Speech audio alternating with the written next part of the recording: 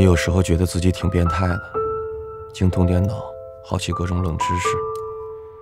电脑启动的声音是世界上最美妙的声音，这种破理由，也就我这种宅男，面对喜欢的女孩的时候，才编得出来。要不你跟嫂子说一声，中午那个相亲我就不过去了。你好，我叫林楚平，请会。无惧。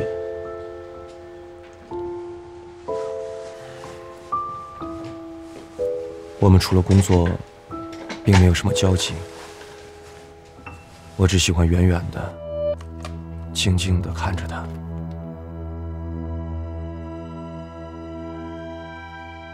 有一天，他突然消失了。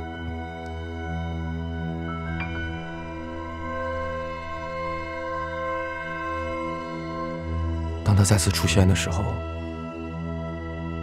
我发现他变了。我想知道，他究竟怎么了？你是不是受到了什么伤害？你说什么？没事了。什么就没事了？你到底什么意思？我看过一本书，叫《纯真博物馆》，书里面的男主人公会收集他心爱女人所触碰过的一切，香水瓶、胸针、发卡。他用这些东西开了一座博物馆，里面还收集了那女人抽过的4213颗烟头。你别害怕，这件事情我其实想了很久了，我不知道该怎么问你，我的表达确实有问题。对不起，我刚刚跟你撒谎了。那部纪录片不是讲口腔清洁的，是关于脱氧核糖核酸的样本采集方法。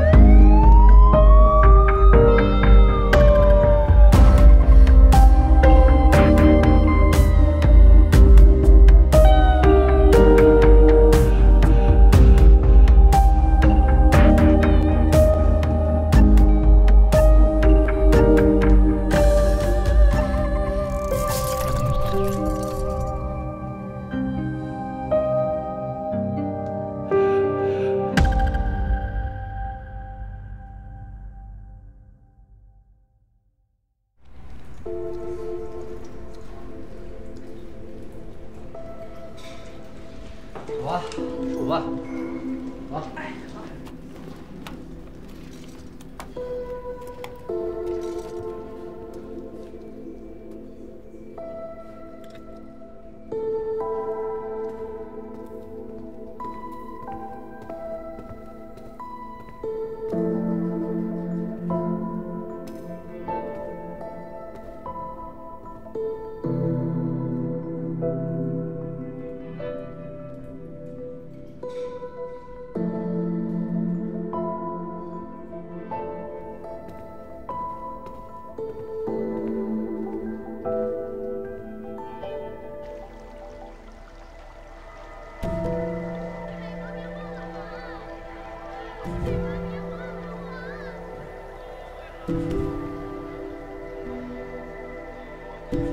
你是不是受到了什么伤害？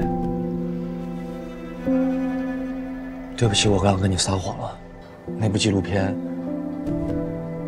不是讲口腔清洁的，是关于脱氧核糖核酸的样本采集方法。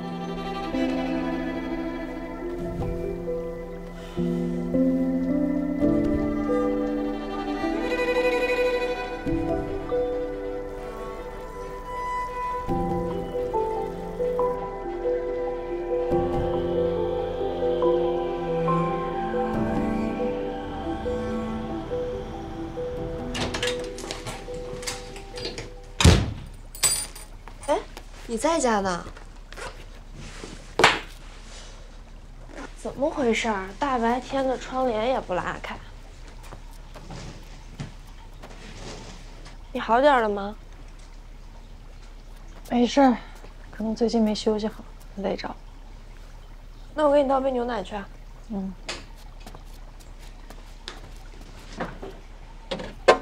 哎，对了，今天早上吴俊问我你怎么没去上班。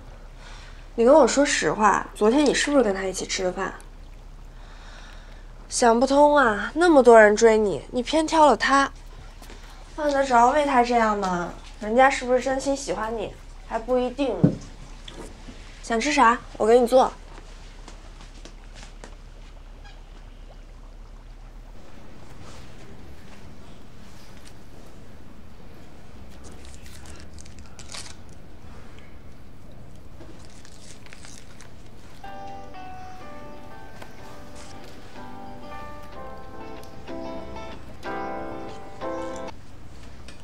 喂，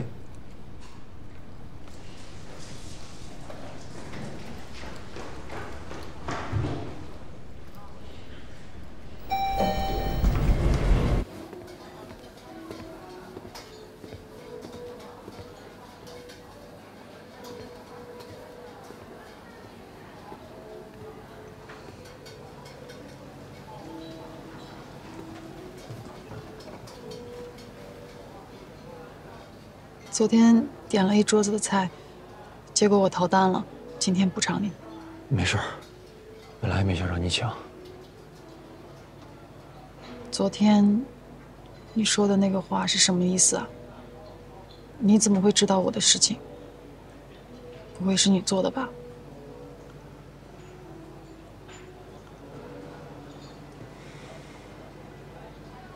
你当时请了1周的年假，加上周末一共是9天。小青说你生病了，我当时想去看看你来着，但人都已经到楼下了，转了半天我还是没敢上去。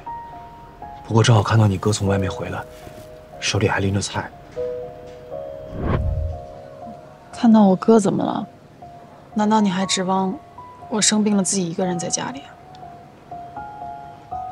买菜做饭照顾病人，这一般都是退休的妈妈干的。哥哥的话，买点水果买点营养品倒是很合理。所以呢？所以我推测你跟父母隐瞒了病情。我当时甚至怀疑你是不是生了什么重病。后来没过多久你就搬家了，说是跟小晴一起合租，说是原来的房子风水不好。我这次生病找人算了一下，我那个房子风水不太好，能不能跟你一起合租啊？可是你平常是一个连星座都不太信的人，怎么突然信起风水来了？而且我觉得以你的性格，应该是不大愿意跟人合租的吧。反正我当时想了好多种可能性，我总还是觉得你请假跟搬家之间应该有什么联系。最重要的是，从那之后你变得安静了很多。后来你突然让我陪你去取车，可以陪我去趟4S店吗？取个车。行。我当时就觉得非常奇怪，认识那么久了，你从来没有让我陪你去做过什么事情。再加上在公司上班的时候，我每次到楼道里抽烟，出来的时候都刚好会看到你在隔壁的茶水间。所以你在我面前丢掉烟头，是故意的吗？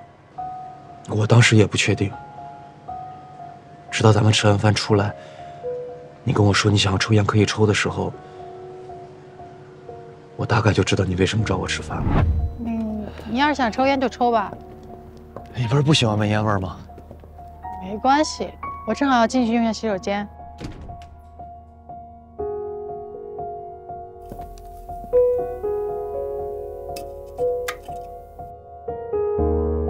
你故意在我面前把烟头丢在那儿，老远就能看清楚我有没有捡。我想了一下，我当时看到你哥的时候，他应该是也发现我了，所以他有理由怀疑我，才让你拿到我的烟头。那你故意告诉我你的鞋码，也是在试探我吗？是。你当时问我多大，我当然知道你指的是年龄，但我故意说成了鞋码。如果你有凶手的 DNA 信息的话，那可能也会有凶手的鞋印信息。听到我那么说，你应该不会无动于衷的。你的哥哥是医生嘛，想提取 DNA 对他来说很容易，但要想拿到凶手的鞋码，一定要通过警方。但我当时看你的反应，应该是还没有报警。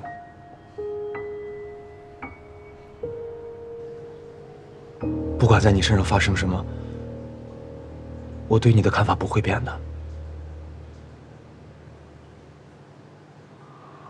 这半年应该很不好过吧？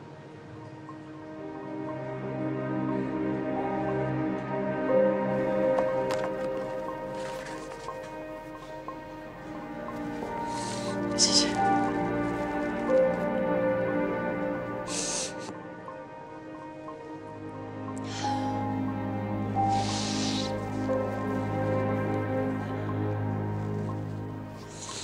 这件事情，除了我哥，没有任何人知道。我原本以为我要把这个秘密永远藏在心里了。对不起。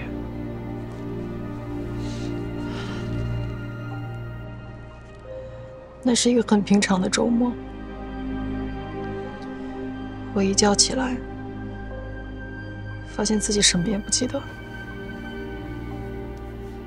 只觉得脑袋发晕，身体很疼，还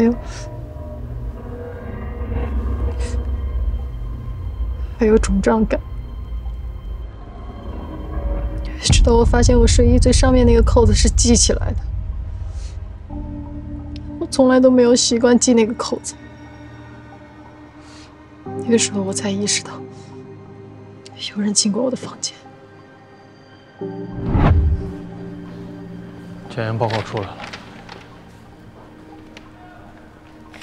还需要我做什么？随时跟我说啊。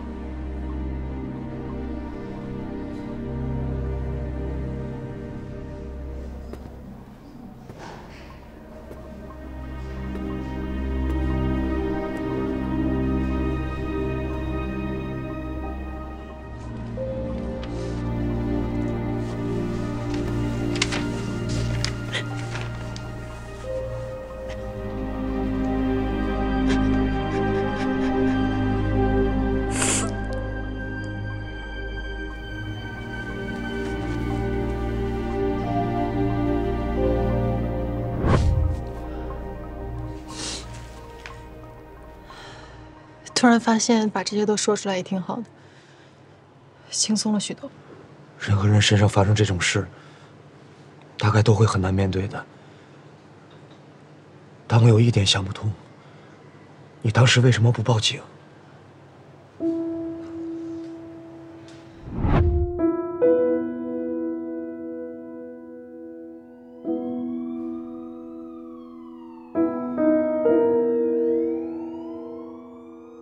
当我看到唯一的女警察离开，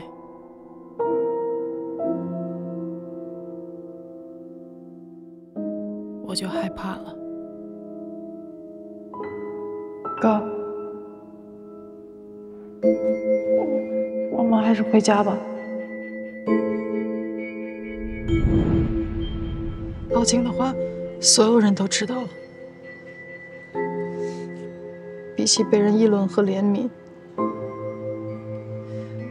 我宁愿把这件事情永远藏在心里，让它慢慢过去。但是我错了，不把那个人找出来，我永远都没有办法重新开始。你想把那个人找出来吗？当然了，不然我捡你的烟头干什么呀？楚平，如果你想找到那个人，给自己一个公道，我可以试试。说的好像你就能把那个人找出来一样。不试试怎么知道呢？我们去一趟青兰园吧。现在吗？对。太晚了吧？明天白天吧。好。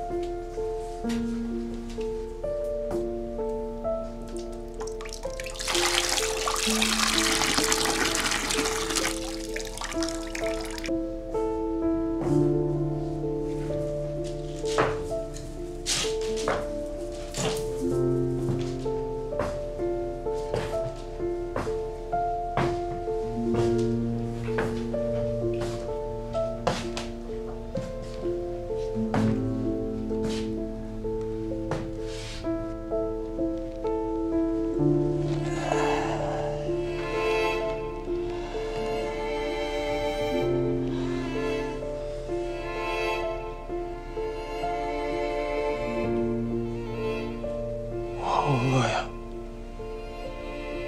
想吃您做的饭。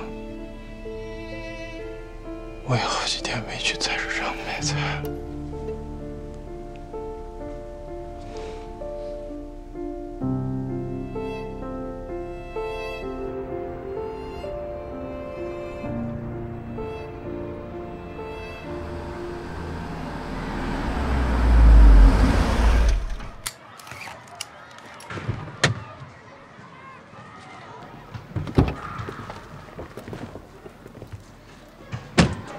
哎，大爷，我们刚才打过电话了，请进。哎，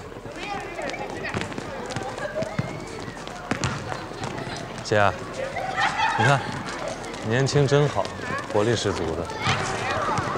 可是这种活力，我在恩怀身上没有看到。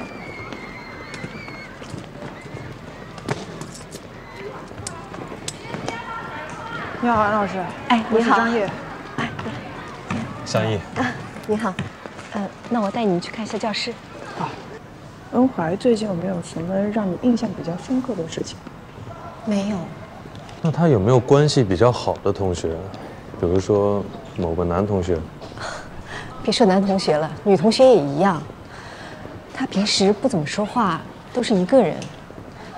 现在成绩好的同学都是这样，心思都放在了学习这里。而且恩怀他比同龄的孩子要成熟，跟他们也玩不到一块儿。他家里情况你了解吗？只知道他父母离异，他跟他爸爸一块儿住。平时交流多吗？恩怀爸爸好像很忙，之前的家长会也没怎么参加过。上周日的家长会他倒是来了，但也是迟到了。迟到？家长会开始以后他才到的，可能是工作太忙了，一个人照顾不过来吧。到了，这就是我们班的教室。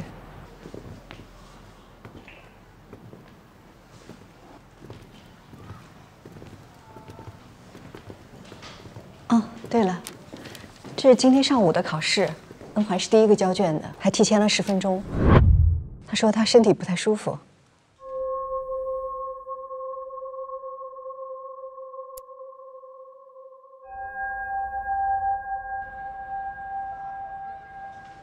完全没影响成绩啊？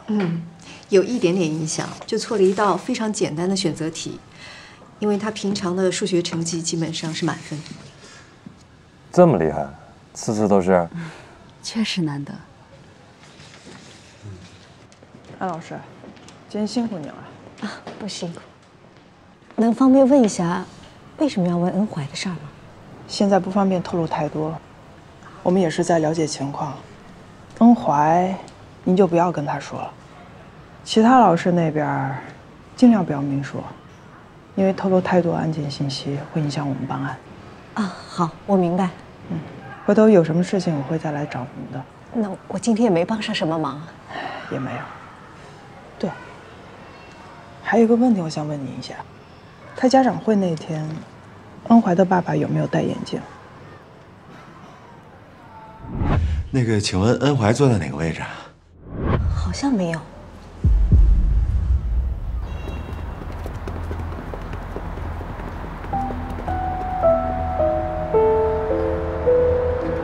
杨默他爸是吧？之前警察来过了，你们家孩子没来过。李主任，我就是想问问您，上周默默来上课的时候有没有什么反常的举动？你们家孩子哪天不反常啊？一上课就不老实。之前老师都跟我说了，要给他转班，那好多家长都投诉着呢。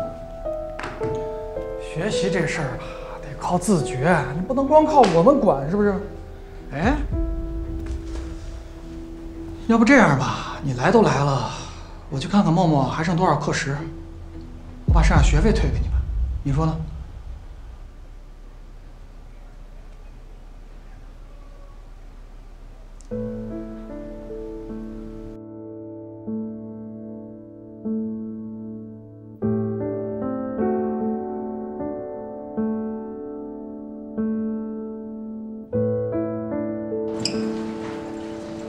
其实默默，你希望自己在学校里能够听讲，在家里能够听话。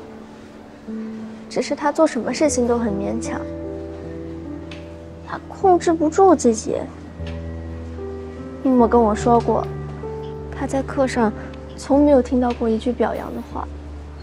恩怀，有你在，默默比以前好多了。我其实也没有做什么，反倒是现在，早知道那天晚上我不去你们家吃饭就好了，那样的话，默默就不会丢了吧？恩怀，你说什么呢？这完全是两件事儿，如果这都能扯到一起，那这个世界就太复杂了。这个世界本来就很复杂。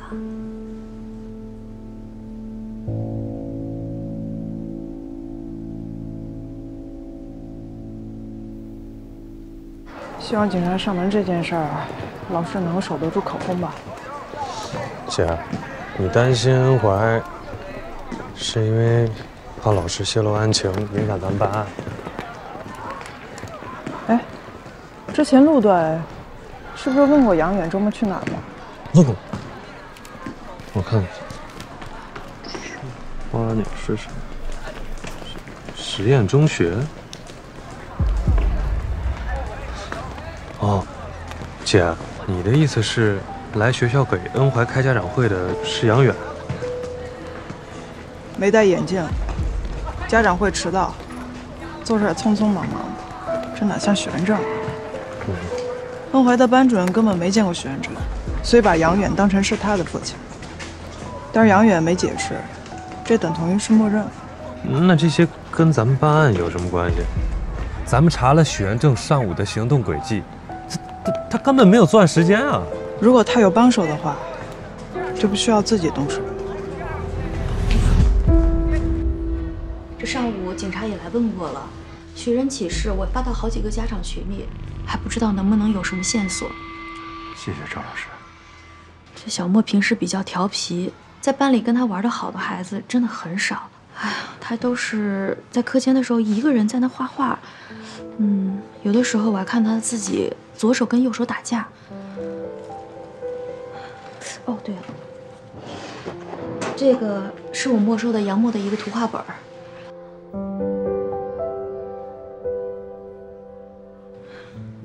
他这是上语文课的时候不专心，一直在那里画来画去。昨天他还特意跟我说过，说是给姐姐准备的生日礼物。其实我也想着，本来就打算是想今天还给她的，所以，哎呀，这孩子去哪儿了呢？这。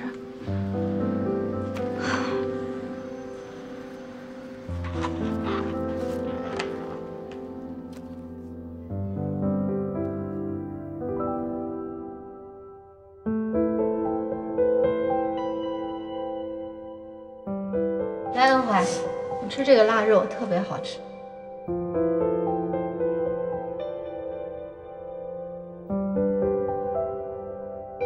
恩怀姐姐，你在家里看动画片吗？不看。那你以后经常陪我看动画片。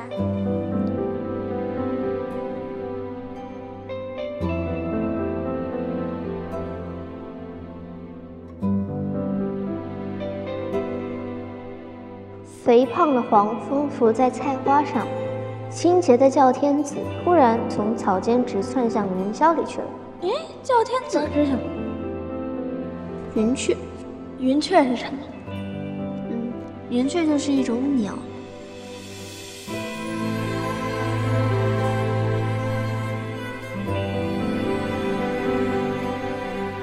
是我，谢谢您，谢谢。好的，好的，麻烦您在上面的电话联系我，谢谢您，谢谢。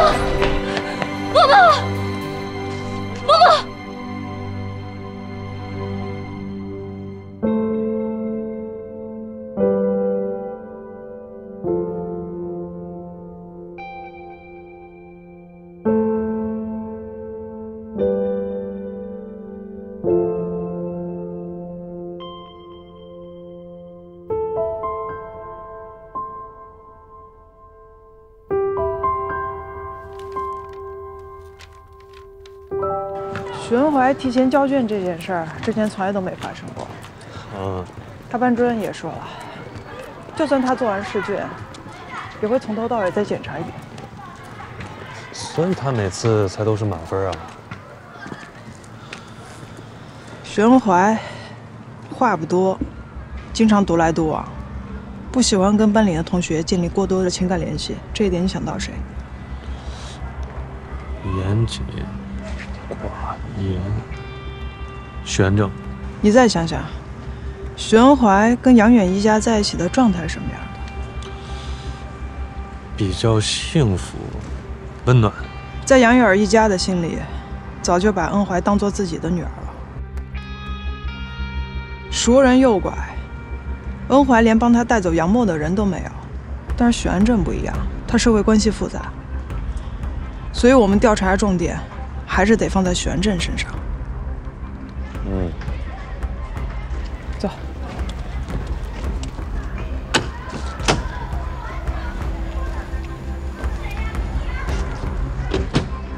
姐，咱们现在去哪儿啊？回所里，把许安正时间线再查一遍。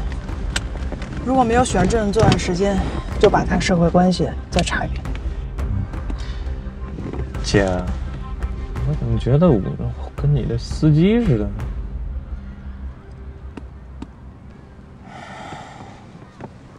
如果没有你，我会查很累的。你开车可以给我留下更多时间思考。说到底，不还是司机吗？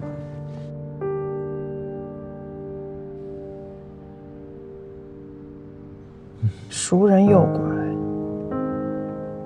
如果这个方向是错的呢？那你还有别的方向吗？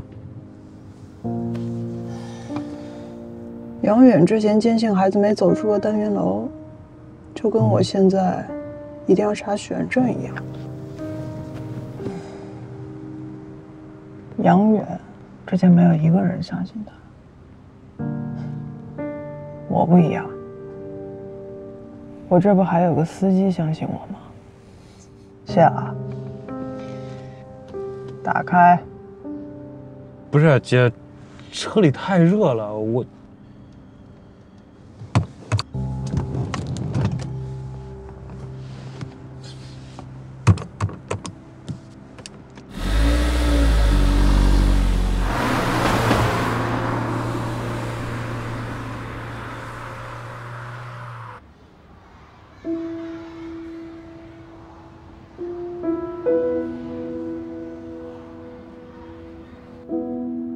不早了，我先送你回去。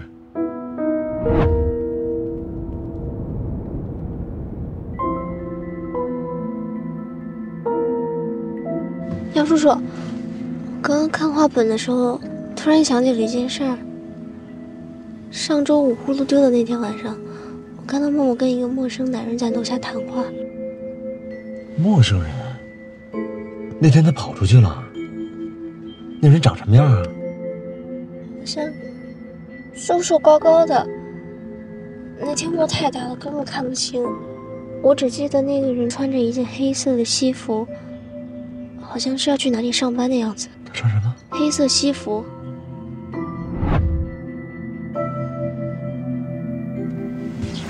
文文，你再仔细想想，这个人是不是住在我们小区的？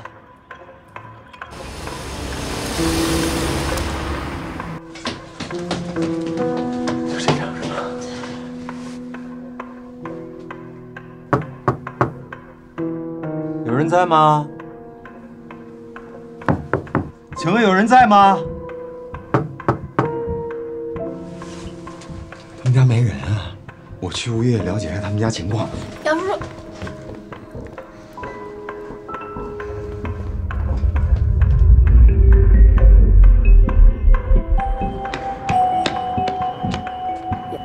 杨叔叔，我们再敲门试试吧。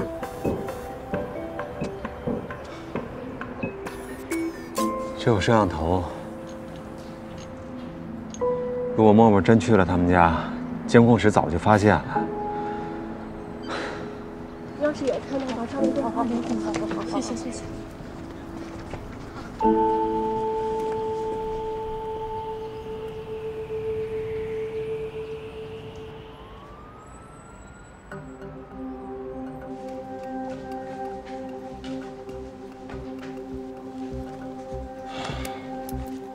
姐，之前咱们计算杨默丢失的时间是从7点41分到7点49分之间。假设许安正借用其他车辆从宁湾广场的后门离开，那他就不可能在工地上接通电话，还得有个帮手。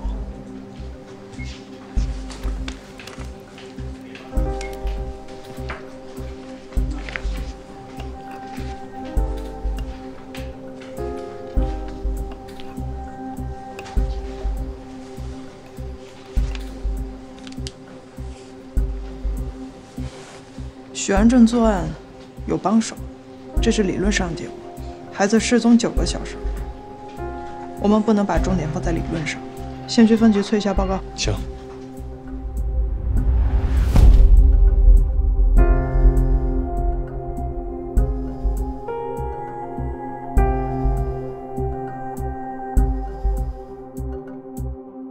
是吧？好。一会儿一起吃吧啊！您吃吧，我等报告呢。过会儿我吃碗泡面就行。哎，对了，张月知道没？您还不了解他呀？忙起来哪顾得上吃饭呀？不吃饭，还这么到处跑。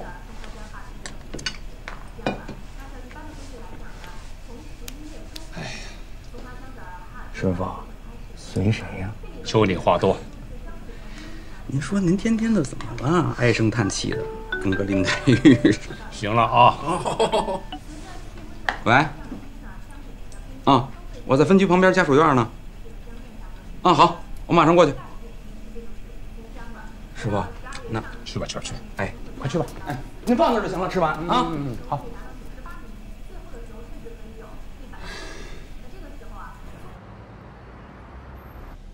足迹鉴定已经出来了，目前只发现了许安正的脚印。咱们痕检之前，房间应该是被打扫过了。采集到的有效的车身指纹总共是155枚，一一对比，检结果最快也要凌晨吧。根据许恩怀提供的信息，杨默是唯一一个可能进入302室的孩子。你是说，先观察孩子的指纹？这种排除法也不是万无一失的。我这边能做的是先找出跟大人指纹不重合的部分，其他地方可能也会有，但具体的只能等报告。可是现在时间比进度更重要。如果杨默真的进入302室，那么我们的问题是，他是怎么离开单元楼的？有了，门把手上是大门的门把手。对，里面还是外面？里外都有。那就是说杨默真进入302了？这孩子现在跑哪儿去了？第二个也有了，次卧的门把手。次卧？次卧是许恩怀的卧室，可那个时候他卧室是锁起来的呀。啊，第三处也有了，在主卧室的衣柜门上。啊，第四处也有了，在餐厅的北窗。看样子，应该是孩子左手抓握的痕迹。还有别的吗？现在能观察到的就这么多了。现场遗留的指纹肯定不止这些。勘验员会优先选择容易获取样本的表面进行采集。时间紧迫，这种尽量多的获取样本的做法也没错。金属表面的话，这么多门把手，只有大门跟次卧门把手上有吗？这些地方我都复查过，像厨房的几个柜子、客厅、书房的抽屉拉手，这些地方都没有。啊，不过也是赶时间，我凭经验大致判断了一下，具体的得等指纹检测报告。辛苦你了。哎，你去哪儿？回清凉园。走路队。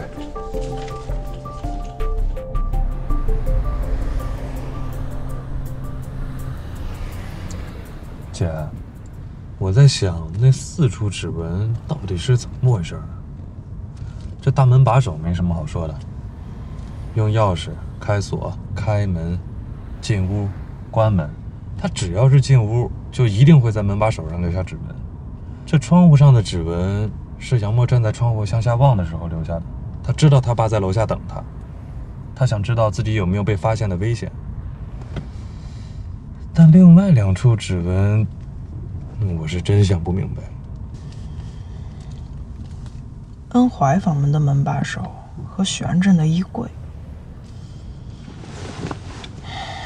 他去这2个地方干什么？姐，我的想法是，他会不会在找什么东西？可他又在找什么呢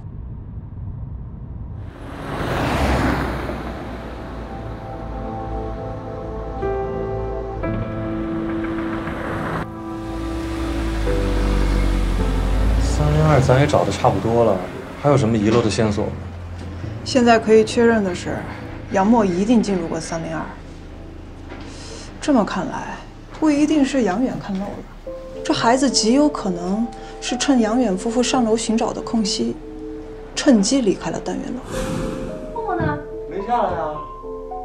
上5楼去了。默默，默默。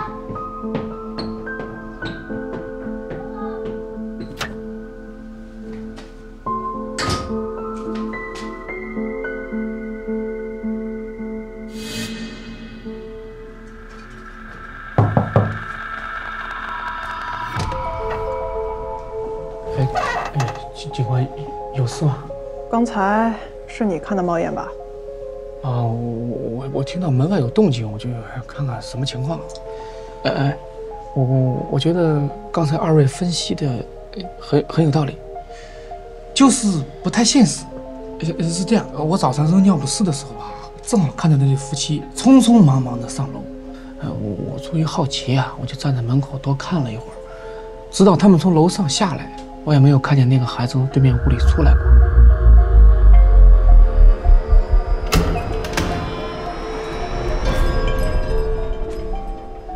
好奇不算犯法吧？应该是他爸爸看漏掉了。我要倒奶粉去了。再约。姐，我还是觉得杨远没有看漏。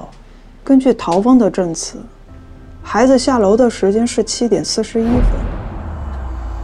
根据房屋找到的指纹，拿钥匙开锁、拉门、进屋关门。杨默知道他爸在楼下等他。杨默想要知道自己有没有被发现的危险，所以窗框留下了他的指纹。之后再去开许文怀房间的门，又要进入302卧室。杨远知道孩子消失的时间是7点46分。7点46分。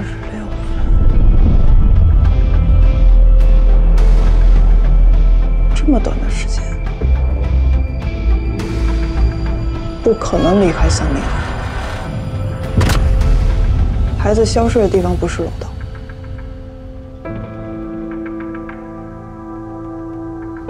是许文怀家。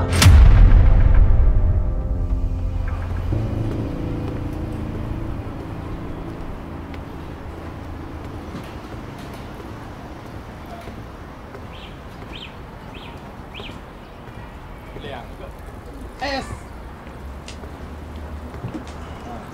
你说不过来。剩2个啊？你不是剩1个吗？剩2。剩2。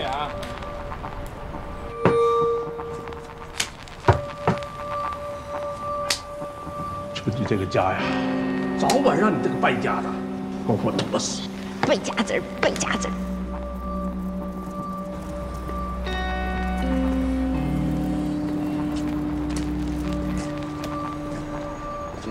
苗红，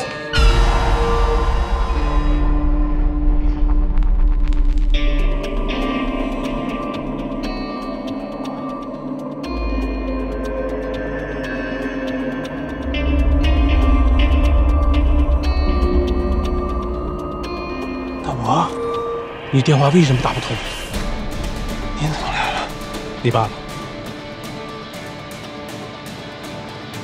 方彤来电话说你爸不在家。他人去哪儿了？啊？我爸去哪儿了？你走，上楼。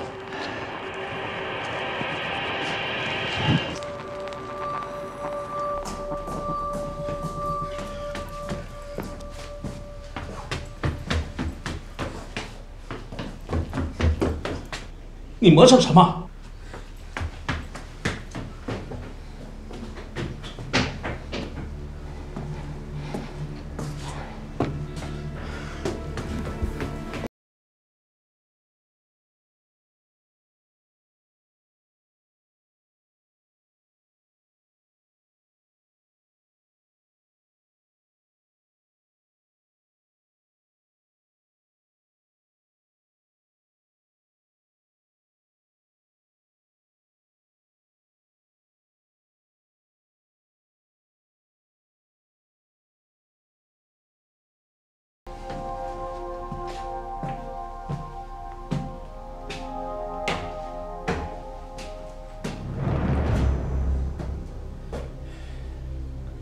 开门！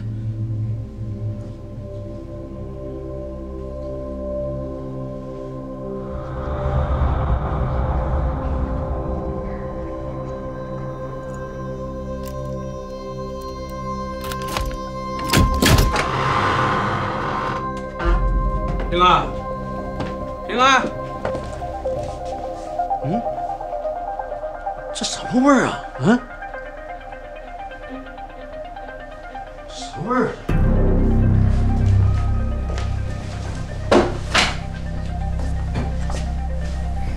哎呀，这菜多长时间没到了啊？你看看。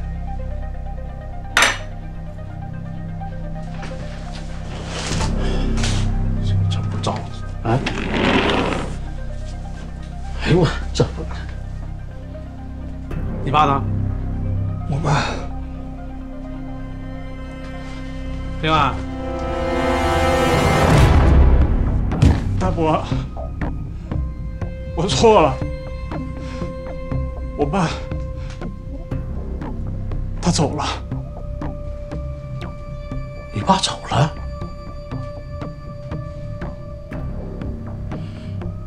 跟谁走的？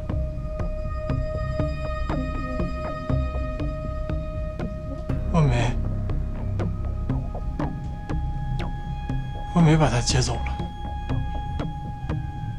若梅？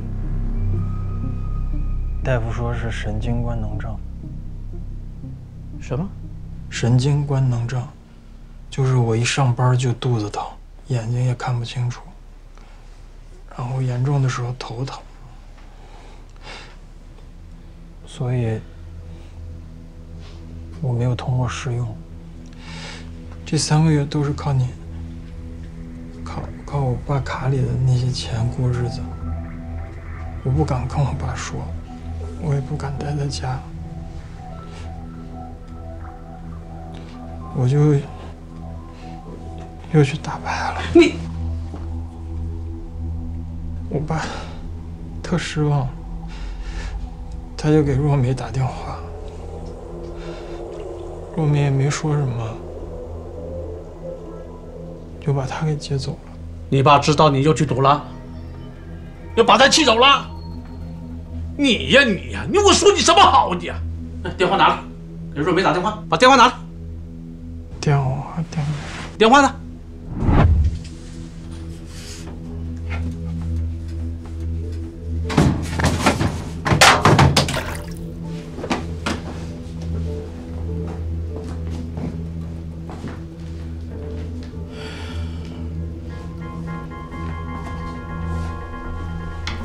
拿来。电话。这电话怎么了？掉马桶了。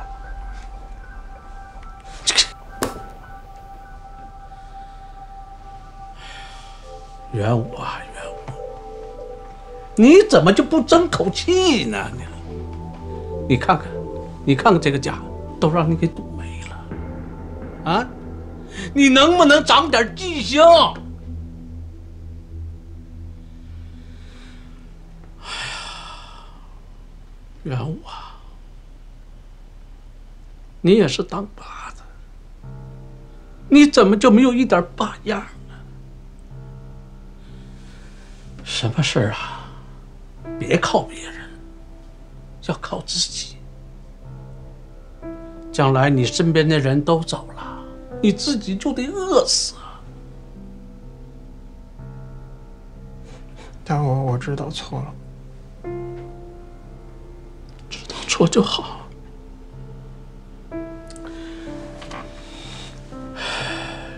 元武啊，我再跟你说件事儿。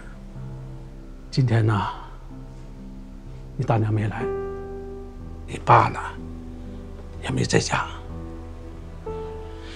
我跟你说啊，你知不知道你爸的钱？我知道，大伯。哎呀，知道就好。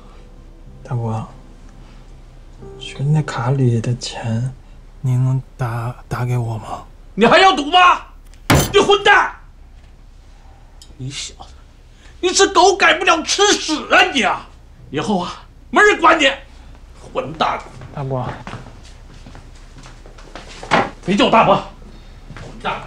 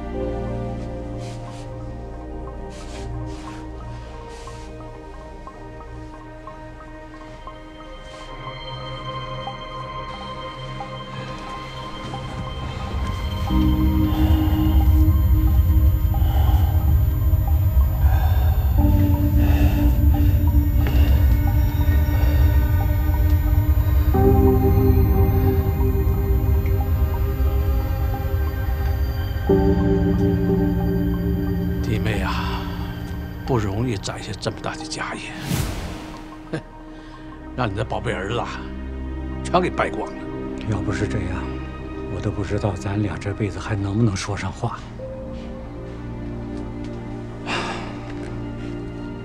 行了，过去的事儿也别提了。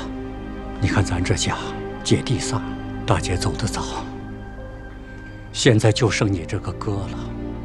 跟我说句实话，我还能不能再信你？这什么意思啊？你这么说，你就没把我当成哥啊？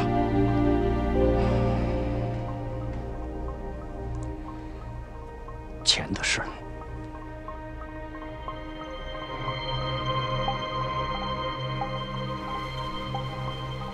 房子都买了，孩子的赌债也还了，还剩了点儿。我是想这些钱先搁在你那儿，万一哪天我也走了，好把这点钱交给袁某。